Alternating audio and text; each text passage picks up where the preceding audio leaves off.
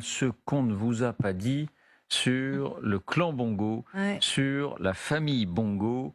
Laure, les démesures, c'est un roman que vous voulez nous raconter et qui pourrait être drôle si ça n'était pas... Tragique. Voilà. Tragique parce que c'est l'argent des Gabonais qui, depuis 55 ans, part dans les poches du clan Bongo parce que c'est un plan. J'ai passé vraiment la journée dans l'arbre généalogique, c'est très vaste, c'est très compliqué parce que voilà, tout est une question. Là, vous voyez, Omar Bongo, tout commence avec Omar Bongo qui arrive donc en pouvoir en 1967. Vraiment le symbole de la France-Afrique, validé par De Gaulle. Pour vous donner une idée, quand il venait, il allait au Meurice et vous aviez tous les hommes politiques de gauche ou de droite qui venaient pour récupérer de l'argent pour financer les campagnes et pour s'acheter aussi des Patex et autres. C'est complètement délirant. Tout commence avec cet homme et c'est vraiment une histoire de famille puisque Omar Bongo a eu 54 ou 55 enfants. Je n'ai pas réussi à avoir le chiffre exact, mais reconnus. 55 enfants. 54, 55 enfants reconnus qui sont dans le testament. Alors vraiment parce que c'est un maillage familial serré. Avec combien d'épouses, pardonnez? Attendez, mais j'arrive, David. Je sais que vous êtes impatient, mais j'arrive. Mais vraiment pour dire, qui interpelle. c'est que je vous parle pas juste sa vie privée et la vie politique du Gabon diplomatique sont complètement imbriquées. Donc Omar Bongo, 1967 au pouvoir jusqu'en 2009. Il a 2 épouses seulement officielles. La première est Marie-Joséphine Kama et la deuxième est Edith Sassou Nguesso. Oui, ce nom vous dit quelque chose. Edith Sassou Nguesso est la fille aînée du président congolais Denis Sassou Nguesso qui est en poste, toujours aujourd'hui, il est en poste depuis 1977. Depuis 2 jours, il ne doit pas très bien vivre ce qui se passe au Gabon. Donc, de ces 2 enfants, de ces 54 ou 55 enfants officiels, il y en a 2. Pascaline Bongo et Ali Bongo, qui sont les 2 légataires testamentaires universels. C'est eux qui gèrent. Ce sont les aînés? Ce sont les 2 a priori, officiellement. Ali, c'est l'aîné, je crois. Elle, c'est l'aînée, elle est plus âgée que Ali, c'est la première, c'est la chouchoute. C'est autour d'elle que tout tourne. Pour vous donner une idée à quel point c'est familial, en 2016, au moment où il se présente pour un 2e mandat, Ali Bongo, son seul opposant, c'est Jean Ping. Jean Ping est l'ex-compagnon de Pascaline, avec qui il a eu 2 enfants, vous le voyez à l'écran, dit le chinois parce que son père était chinois. Donc le gendre d'Omar Bongo. C'est le seul qui est le seul opposant. C'est les 2 beaux-frères qui se sont mais écharpés. Et évidemment, il y a eu fraude, etc. Mais c'est comme si rien ne pouvait venir en dehors de cette famille. Mais juste pour vous donner, imaginez, Omar Bongo a eu donc cette première femme, Marie-Joséphine Kama, avec qui il a eu 2 enfants. Et ben après, il a fait 2 enfants avec la sœur de Marie-Joséphine Kama.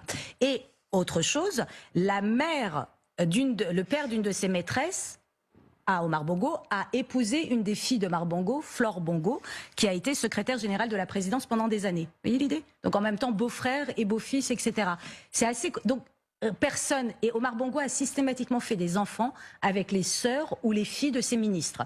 Donc c'est quand même difficile d'échapper au clan Bongo, étant donné qu'il y a des enfants avec tous les ministres, à peu près, j'en ai calculé une 20aine quand même, c'est pas mal. En haut de cette pyramide, de cet imbroglio sentimentalo-politico-diplomatique, il y a Pascaline. Pascaline Bongo, elle est énormément connue parce qu'elle a eu une aventure avec Bob Marley qui a été racontée dans des documentaires, dans des livres, etc. En 1980, il tombe amoureux et c'est pour ça que Bob Marley est venu chanter pour l'anniversaire d'Omar Bongo. Pascaline, la préférée donc de son père, a été ministre des Affaires étrangères pendant 4-6 ans et elle a été surtout directrice du cabinet présidentiel et siégée au conseil d'administration de Total, à l'époque l'opérateur majeur évidemment au Gabon, et surtout elle tenait la caisse de Delta Synergie qui est la holding familiale, ce qui explique que ça a été la première mise en examen pour l'affaire des biens mal acquis. 9 des 50 enfants sont mis en examen, l'enquête est encore en cours. Alors on dit ça, bien mal acquis, qu'est-ce que ça veut dire? Ça veut dire 33 appartements et hôtels particuliers d'un montant de 150 millions d'euros. C'est des millions d'euros dans des hôtels parisiens, d'achat de montres de luxe, de voitures de luxe, de tout de luxe. C'est délirant et tout ça, c'est du détournement d'argent du Gabon qui finissent dans, en gros, un arrondissement particulier de Paris. C'est tout à fait impressionnant. Vraiment, vraiment, vraiment, c'est ça que ça veut dire. Et tout ça a été géré par Pascaline.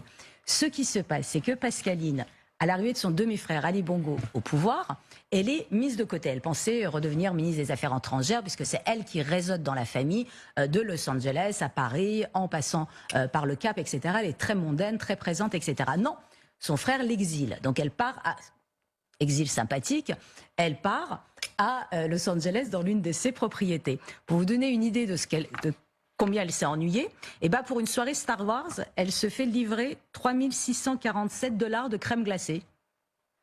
Essayez de visualiser. Pour fleurir sa villa, c'est 17 000 $ mensuels et une note de 8,3 millions de dollars en jet privé parce que l'ennui, ça pèse. Donc là, son frère, c'est quand même l'argent familial.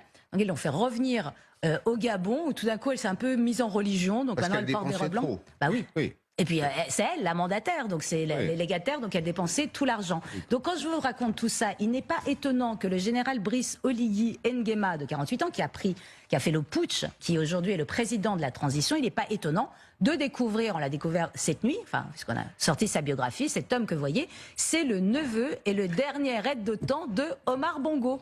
Et après la mort d'Omar Bongo en 2009, Ali l'a envoyé au Sénégal comme attaché militaire et au Maroc. Pourquoi? Parce qu'il le soupçonnait de détournement financier. Et effectivement, une enquête a été ouverte aux États-Unis contre le nouveau homme fort du Gabon, parce qu'il a acheté 3 maisons dans le Maryland d'une valeur de 1 million de dollars qu'il a acheté cash.